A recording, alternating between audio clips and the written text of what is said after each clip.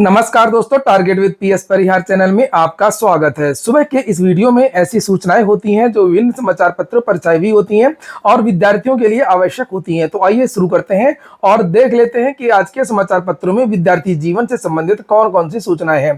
तो वीडियो को जल्दी से लाइक कर दें, शेयर कर दें। जिन छात्रों ने चैनल को अभी भी सब्सक्राइब न किया हो तो जल्दी से सब्सक्राइब कर लें ताकि आप लोगों को इसी प्रकार की ऑथेंटिक अपडेट से सबसे पहले मिलती रहे और वीडियो को लास्ट तक देखें। सारी सूचनाएं महत्वपूर्ण है। ये शुरू करते हैं। सबसे पहले बात कर लेते हैं यूपी ट्रिपल एससी की भर्ती की।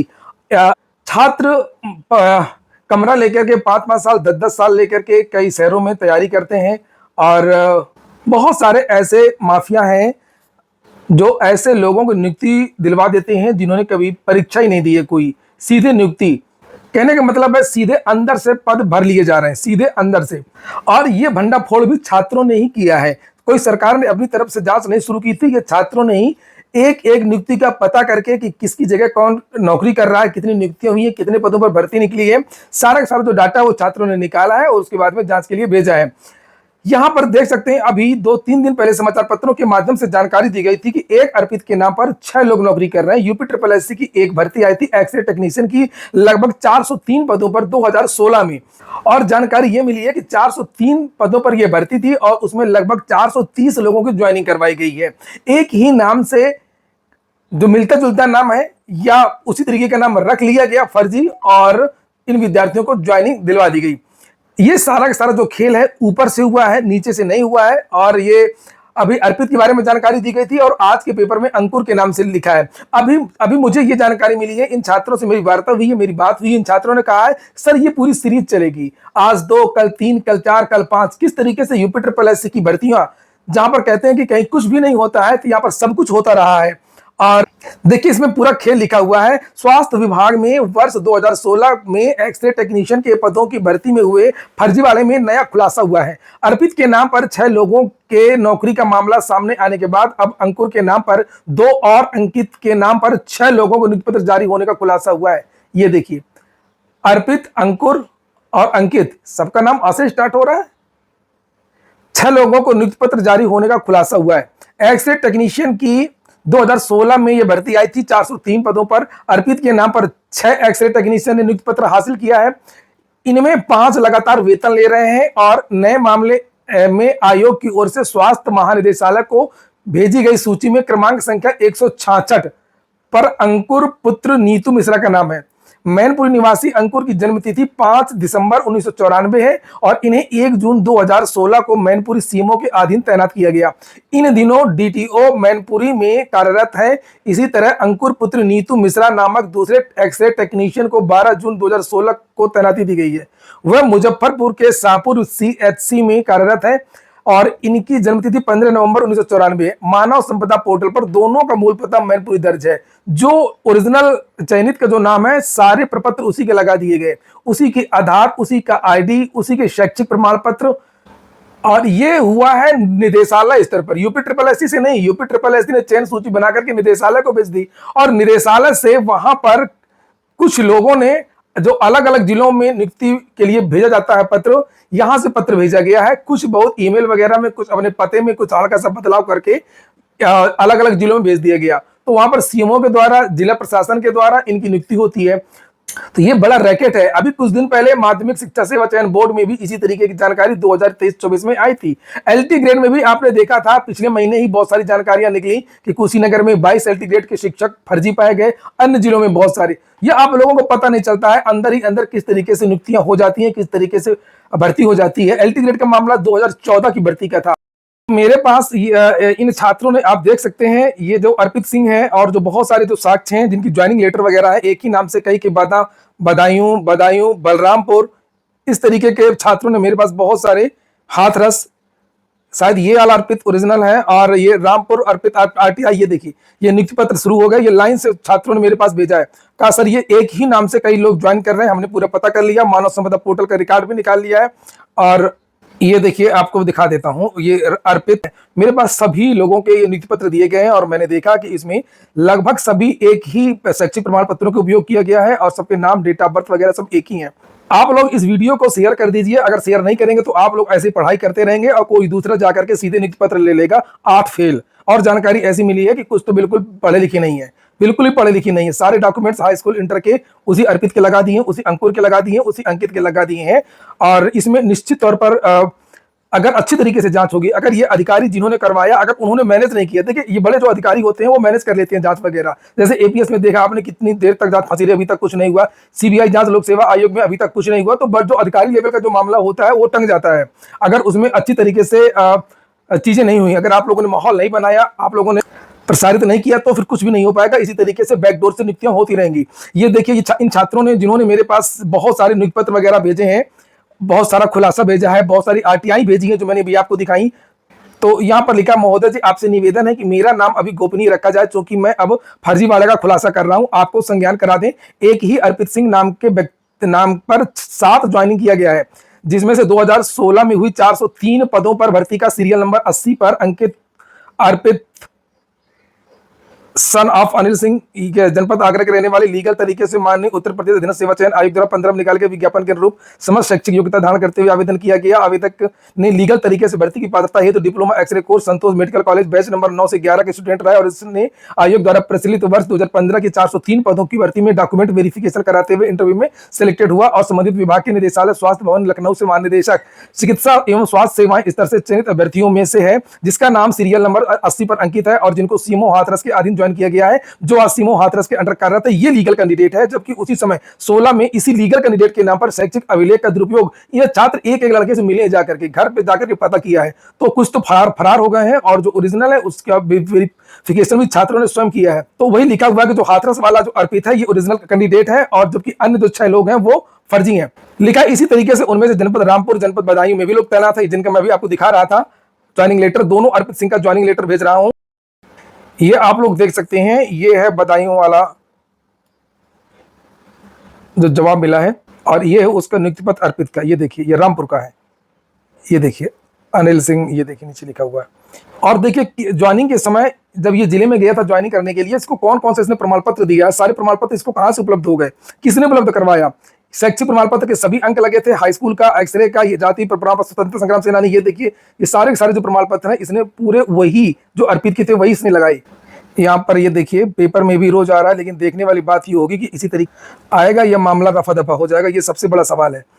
ये ब्रजेश पाठक का भी जो उप मुख्यमंत्री है उनका भी यहाँ पर बयान है। फर्जीवाड़ा मामले में जांच के आदेश दे दिए गए, फर्जीवाड़ा करने वालों के खिलाफ सख्त कार्रवाई की जाएगी, पूरे रैकेट का खुलासा होगा, जो भी स्वास्थ्यकर्मी इसमें शामिल होगा उसके खिलाफ भी कड़ी कार्रवाई होगी, फर्जीवाड़ा करने वाले हर हाल में जेल जाएंगे। लिखा है इसमें देखिए यहाँ पर कि ये जो घोटाला है इसके बारे में जो मैंने अभी आपको बताया, आयोग की ओर से जो नियुक्ति संबंधी जो सूची है वो महानिदेशालय भेजी जाती है, फिर महानिदेशालय अलग अलग जिलों में वो सूची भेजता है किसको कहाँ पोस्टिंग देनी है। लिखा है कि फिर सीएमओ कार्यालय से नियुक्ति पत्र दिया जाता है। उदाहरण के लिए उस वक्त फर्रुखाबाद जिले में अलग अलग नाम से 6 एक्टिव टेक्नीशियन भेजे गए। जिस अर्पित का पता आगरा दिया गया है वह एटा का निवासी बताया जा रहा है। इन दिनों फर्रुखाबाद जिले से वो गायब है। फिलहाल अब जांच इस बात की होनी है कि जो सूची भेजी गई थी उसमें अर्पित सिंह का नाम है कि नहीं है जिले में। अगर नहीं है, यदि महानिदेशालय स्तर से अर्पित सिंह का नाम भेजा गया है तो जाहिर है कि सारा का सारा खेल महानिदेशालय स्तर पर है। इस बीच यह भी बात सामने आई है कि आयोग की सूची में हाथरस में तैनात अर्पित सिंह का नाम है। इसी अर्पित सिंह की नियुक्ति पत्र की क्लोनिंग की गई, सिर्फ तैनाती स्थल बदला गया, बाकी चीजें जो की त्यों रखी गई। खास बात यह भी है कि नियुक्ति के दौरान सत्यापन कराने में भी खेल हुआ है। इतना ही नहीं, कार्यभार ग्रहण करने के बाद योगदान आख्या सीएमओ कार्यालय से महानिदेशालय तक आती है। अब यह देखा जा रहा है कि सीएमओ कार्यालय से योगदान आख्या आई है अथवा रास्ते में गायब कर दी गई है। इसी आधार पर लापरवाही से इसके लिए संबंधित अधिकारी और कर्मचारी की जिम्मेदारी तय होगी। ये आप लोग इस वीडियो को ज्यादा शेयर कर दीजिए, जहां पर भी आप लोग शेयर कर सकते हैं। बेचारा जो ओरिजिनल अर्पित है वो बार बार चिल्ला के कह रहा है कि मुझसे ज्यादा मत पूछो, मेरी नियुक्ति सही है, और वास्तव में ये वाला अर्पित बिल्कुल सही है। एक ही नाम पर ये देखिए उसने कहा, इसके पहले भी कई बार जांच हो चुकी है और मैं बिल्कुल ओरिजिनल हूँ। और इसके पिता भी बोले हैं कि हर जांच के लिए मैं तैयार हूँ, यहाँ बयान भी। अगली जो सूचना है वो पीईटी की है। पीईटी परीक्षा सकुशल संपन्न हो गई और लिखा पीईटी में दूसरे के स्थान पर परीक्षा देते 10 साल भर पकड़े गए हैं। और उत्तर प्रदेश अधीनस्थ सेवा चयन आयोग द्वारा समूह ग भर्ती के लिए आयोजित प्रारंभिक अर्ध परीक्षा पीईटी में पहले 10 लोगों को दूसरे के स्थान पर परीक्षा देते हुए पकड़ा गया। दैनिक जागरण में 11 लिखा है, किसी में 10 लिखा है, किसी में 9 लिखा है। और शाहजहांपुर में बाढ़ के चलते पहले से चयनित 6 केंद्रों को बदल कर नया केंद्र बनाया गया। आपने देखा होगा। कुल उपस्थिति के बारे में भी जानकारी दी गई है कि लगभग 76.21% विद्यार्थी उपस्थित रहे। इस बार उपस्थित होने वाले छात्रों की संख्या ज्यादा रही है।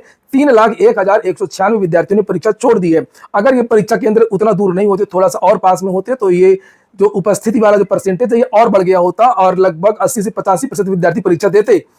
प्रयागराज में एक साल भर तो परीक्षा भी दे दिया और भाग भी गया।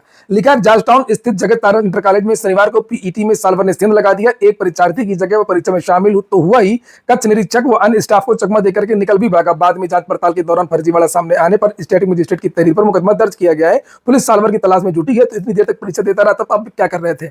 घटना पीईटी प्रथम पाली के दौरान हुई। इस केंद्र पर शुभम कुमार निवासी बलिया नामक परीक्षार्थी को भी परीक्षा में शामिल होना था। परीक्षा संपन्न होने के बाद परीक्षा पत्रक व आयोग के रिकॉर्ड शीट से मिलान के दौरान शक होने पर जांच पड़ताल की गई तो पता चला कि शुभम की जगह परीक्षा में कोई और शामिल हुआ। उसने इस फर्जीवाड़े के लिए जाली आधार कार्ड का इस्तेमाल किया था और केंद्र प्रबंधन के जानकारी देने पर स्टैटिक मजिस्ट्रेट अमरेंद्र चंद्र भी आ गए और फिर मामले की लिखित शिकायत जॉर्जटाउन थाने में की गई। भाई अब सब पकड़े जाएंगे, अब ये साल भर वाला काम बंद कर दो, अब कुछ भी नहीं हो सकता। ये साल भर नहीं है, साल भर अगर होता तो उसको पता होता कि बायोमेट्रिक हो रही है, थंब इंप्रेशन हो रहा है, फोटो खींची जा रही है, वेरिफिकेशन हो रहा है। वो जमाना चला गया जो 6-7 साल पहले, 8 साल पहले जो हुआ करता था। और अब पकड़े जाओगे तो नया वाला नकल कानून है, 10-10 साल की सजा होगी, जेल से निकल नहीं पाओगे कभी। पेपर नॉर्मल आया था। लिखा है पीईटी में प्रयागराज में, तो अगर अलग अलग जिलों का अलग अलग है, वैसे टोटल तो 76.21% विद्यार्थी परीक्षा में बैठे थे, लेकिन प्रयागराज में ज्यादा बैठे 80%, गोंडा में 85% और जालौन में लगभग 75%। इसी तरीके का अलग अलग जगह का डाटा आ रहा है और यहाँ पर लिखा भी है कि अभ्यर्थी बोले आसान रहा है पेपर। आप लोग बताइए, आप लोगों को पेपर कैसा लगा? और करंट अफेयर अच्छा खासा पूछा गया था। जिन विद्यार्थियों की आज परीक्षा, उन सभी विद्यार्थियों को शुभकामनाएं। अगली सूचना है बेसिक की। लिखा है परिषदीय स्कूलों में 5352 विशेष शिक्षकों की भर्ती की जाएगी। परिषदीय विद्यालयों में विशेष आवश्यकता वाले छात्रों को पढ़ाने के लिए स्थायी पदों पर विशेष शिक्षक नियुक्त किए जाएंगे। यूपी में 5352 पदों पर विशेष शिक्षकों को आवश्यकता अनुसार रखने की तैयारी है। कार्यकारी मुख्य सचिव दीपक कुमार ने बताया कि फिलहाल अभी इस पर कोई निर्णय नहीं हुआ है। अभी संविदा पर लगभग 2200 विशेष शिक्षक हैं जो दिव्यांग बच्चों को पढ़ा रहे हैं। कक्षा 1 से कक्षा 5 तक 10 छात्रों पर 1 शिक्षक और कक्षा 6 से 8 तक 15 विद्यार्थियों पर 1 विशेष शिक्षक की तैनाती की जाएगी। और अगली जो सूचना है वो एलटी ग्रेड टीजीटी की है और लिखा है जीव विज्ञान का मामला बड़ा फंस गया है। और आपने देखा होगा इसमें बहुत सारे केस भी कर दिए हैं छात्रों ने। जीव विज्ञान के विद्यार्थी कह रहे हैं कि विज्ञान विषय की जो वैकेंसी है उसमें हमको शामिल किया जाए, और वहीं पर जो विज्ञान विषय के विद्यार्थी कह रहे हैं कि जीव विज्ञान जब पढ़ाया नहीं जाता है हाई स्कूल में, तो जीव विज्ञान के लिए क्यों ऐसा किया जा रहा है कि उनके लिए अलग से पद क्यों दिए जा रहे हैं? वही विज्ञान विषय है, उसमें सबको मौका दिया जाए। तो विज्ञान में जीव विज्ञान वाले और जीव विज्ञान विषय को समाप्त करने के लिए भी विद्यार्थी कह रहे हैं। फिर सबसे बड़ी बात यह है कि इसकी अभी तक अहर्ता तय नहीं की गई थी और विज्ञापन जारी हो गया था। इसकी वजह से मामला फंस भी सकता है। अभी फिर से हो सकता है कि आवेदन लिए जाए, फिर से विद्यार्थियों को मौका दिया जाए। अगर ऐसा कुछ होगा तो ये जो पेपर है आपका टल जाएगा। जिसकी चर्चा थी कि नवंबर या दिसंबर में एलटी को कराए जाने की योजना थी, उत्तर प्रदेश लोक सेवा आयोग तो ये चाह रहा था, शासन का निर्देश भी आ गया था कि एलटी ग्रेड की जो परीक्षा है वो आरओ को पहले करवा लिया जाए, आरओ मेंस की जो परीक्षा है वो एलटी के बाद में हो। इस बात को लेकर के तैयारियां चल रही थी, लेकिन एलटी के शिक्षक भर्ती में बहुत सारे कानूनी दांवपेच फंसने जा रहे हैं। लिखा है यूपी बोर्ड के विद्यालयों में हाई स्कूल स्तर पर जीव विज्ञान विषय पढ़ाने के लिए सहायक अध्यापक भर्ती को लेकर के एक बार फिर शैक्षिक अर्हता निर्धारित की जा रही है। अर्हता निर्धारित करके यूपी बोर्ड ने प्रस्ताव शिक्षा निदेशक के माध्यम से शासन को भेज दिया है, जिसे जल्द मंजूरी मिल सकती है। तो अगर मंजूरी मिलेगी, नई अर्हता होगी तो फिर से आवेदन लिए जाएंगे एलटी ग्रेड की, यही तो होगा। वर्तमान में इसके लिए शैक्षिक अर्हता रिक्त रखी गई है। नए प्रस्ताव में विज्ञान विषय को पढ़ाने के लिए विद्यालय में विज्ञान अध्यापक एवं जीव विज्ञान दोनों श्रेणियों के अध्यापकों की नियुक्ति किए जाने के शामिल किया गया। तो जो विज्ञान विषय होता है उसमें जीव विज्ञान को शामिल नहीं किया गया था, तो अब शामिल किया जाएगा, तो फिर से आवेदन लेना पड़ेगा, फिर से विंडो खुलेगी। यूपी बोर्ड ये काम इन अधिकारियों ने पहले नहीं क्यों नहीं कर लिया? इतने निकम्मे अधिकारी हैं कि एक तो बात शैक्षिक अर्हता को निर्धारित करने में इन्होंने 7 साल लगा दिए। उसके बाद में भी जब ये नियमावली आई थी तभी से लेकर के बहुत सारा विवाद हो गया था, कई विषयों को लेकर के विवाद हो गया था। इतने दिनों बाद इन्होंने नियमावली बनाई है और उसमें भी इस तरीके के विवाद, और बहुत सारे विषयों की तो शैक्षिक अर्हता इन्होंने बनाई ही नहीं थी। अभी 2-3 विषयों के बारे में अभी आगे और जानकारी दी गई है कि जीव विज्ञान के बारे में इन्होंने नीचे लिखा यहाँ पर कि यूपी बोर्ड हाई स्कूल की विज्ञान विषय की परीक्षा में जीव विज्ञान से संबंधित प्रश्नों का मूल्यांकन करने के लिए जीव विज्ञान विषय के सहायक अध्यापक लगाए जाते हैं। ऐसे में कक्षा 9 और 10 में जीव विज्ञान विषय पढ़ाने के लिए यूपी बोर्ड ने अर्हता प्रस्तावित की है। प्रस्ताव में जीव विज्ञान सहायक अध्यापक भर्ती के लिए शैक्षिक अर्हता भी स्पष्ट की गई है। अब जब विज्ञापन निकल चुका है, इसके लिए जंतु विज्ञान और वनस्पति विज्ञान के साथ स्नातक अभ्यर्थियों के बीएड अनिवार्य किया गया। इसके अलावा कुछ और विषयों की अर्हता अब स्पष्ट की गई है। इंटरमीडिएट स्तर पर नागरिक शास्त्र भूगोल में प्रवक्ता भर्ती के लिए अर्हता में बदलाव हुआ है। इसे स्पष्ट करते हुए नियमावली में संशोधन का प्रस्ताव बोर्ड सचिव भगवती सिंह की ओर से भेजा गया है, शासन में विचाराधीन है। नागरिक शास्त्र प्रवक्ता भर्ती के लिए भेजे गए प्रस्ताव में ये प्रवक्ता भर्ती के लिए है। राजनीति विज्ञान, राजनीति शास्त्र में स्नातकोत्तर की उपाधि के साथ में बीएड को अनिवार्य किया गया है। इसके पूर्व राजनीति शास्त्र विषय में परास्नातक का उल्लेख नहीं था। इसी तरीके से भूगोल विषय में प्रवक्ता के लिए भूगोल विषय में स्नातकोत्तर अर्हता को स्पष्ट किया गया है, जबकि इसके पहले भूगोल प्रवक्ता के लिए संबंधित विषय में स्नातकोत्तर का ही उल्लेख था। और आपने देखा होगा कि जो प्रवक्ता की वैकेंसी में कई सारे पदों को रोक भी दिया गया, उसका लिए जो अधियाचन है वो निदेशालय भेज ही नहीं पाया। फटाफट कुछ भर्ती देख लीजिए। दिल्ली अधीनस्थ सेवा चयन बोर्ड असिस्टेंट लाइब्रेरियन साहित्य सुरक्षा अधिकारी की भर्ती आई है। यहाँ से 615 पदों पर, इसकी लास्ट डेट 16 सितंबर है। यूपीएससी से वैकेंसी आई है 86 पदों पर सहायक लोक अभियोजक और लेक्चरर की, इसकी लास्ट डेट 11 सितंबर ही है। इंडियन ऑयल कारपोरेशन से 537 पदों पर भर्ती है अप्रेंटिसशिप के लिए, केवल 18 सितंबर इसकी लास्ट डेट है। 18 से 24 के बीच के युवा आवेदन कर सकते हैं। अगली सूचना है टीईटी अनिवार्यता की। अभी हाल ही में सुप्रीम कोर्ट ने एक आदेश जारी किया है जिसमें ये कहा है कि चाहे नए शिक्षक हो चाहे पुराने शिक्षक हो, सभी को फिर से टीटी करना पड़ेगा। अगर उन्होंने टीटी नहीं किया है, जिनने टीटी कर लिया उनको कोई दिक्कत नहीं है। अब इन शिक्षकों का कहना है कि ये इतने पुराने हो चुके हैं, कई सालों से सेवा कर रहे हैं, और जब इनकी भर्ती हुई थी तब टीटी के बारे में नहीं कहा गया था। अब भर्ती होने के बाद 30-35 साल पढ़ाने के बाद में टीटी थोपा जा रहा है, ये कैसे हो पाएगा? इसको लेकर के ये काला कानून वापस लो एक हैशटैग के साथ में ये शिक्षक जो सोशल मीडिया पर इन्होंने अभियान चलाया, 4 लाख से ज्यादा पोस्ट करके विरोध जताया था। इसको लेकर के मैंने वीडियो भी बनाया था 2 दिन पहले। सुप्रीम कोर्ट द्वारा शिक्षकों के लिए टीईटी अनिवार्य किए जाने के बाद से प्रदेश के 4,50,000 से अधिक शिक्षकों की धड़कनें बढ़ी हुई हैं। शिक्षक खुद को दोराहे पर खड़ा पा रहा है। अब यह तय किया गया है कि वह इस निर्णय पर पुनर्विचार के लिए सुप्रीम कोर्ट में अपील करें या फिर आंदोलन का रास्ता अपनाएं। उत्तर प्रदेश प्राथमिक शिक्षक संघ की ओर से 7 सितंबर को इस मुद्दे पर महत्वपूर्ण बैठक बुलाई गई है। बैठक में केंद्र सरकार पर इस मामले में हस्तक्षेप करने की रणनीति बनाई जाएगी और साथ ही इस मामले में आगे और क्या किया जाए इस पर निर्णय होगा। तो ये आदेश वाकई बहुत ज्यादा दुर्भाग्यपूर्ण है। मैं भी ये सोच रहा था कि अभी तक तो हम लोग यही देखते रहे कि हमेशा यही कहा जाता रहा है कि नोटिफिकेशन में कोई बदलाव नहीं हो सकता है। भर्ती के जो नियम है, खेल के जो नियम है, वो खेल के पहले ही तय किए जाते हैं। इसी आधार पर बहुत सारे हाई कोर्ट, सुप्रीम कोर्ट के ऑर्डर भी आए हैं। जब नोटिफिकेशन उनका जारी हो गया था आज से 30 साल पहले, 35 साल पहले, 20 साल पहले, और जो योग्यता उनसे मांगी गई थी वो योग्यता वो पूरी कर रहे थे और वो नियुक्त हुए थे, और उसके बाद में अब नई नई योग्यताएं निर्धारित हो रही हैं। तो अगर उनको पहले पता होता तो वो पहले ही सर्विस न करते। ये उनके साथ में होने वाला है। तो केवल ऐसे शिक्षकों को राहत दी गई है जिनकी सेवा 5 साल बची हुई है, नहीं बाकी सभी शिक्षकों को 2 साल के अंदर टीईटी करना है। ये देखिए, नहीं तो उनको अनिवार्य सेवानिवृत्ति देने का आदेश जारी कर किया गया है। आज के वीडियो में इतना ही। पूरा वीडियो सुनने के लिए बहुत बहुत धन्यवाद।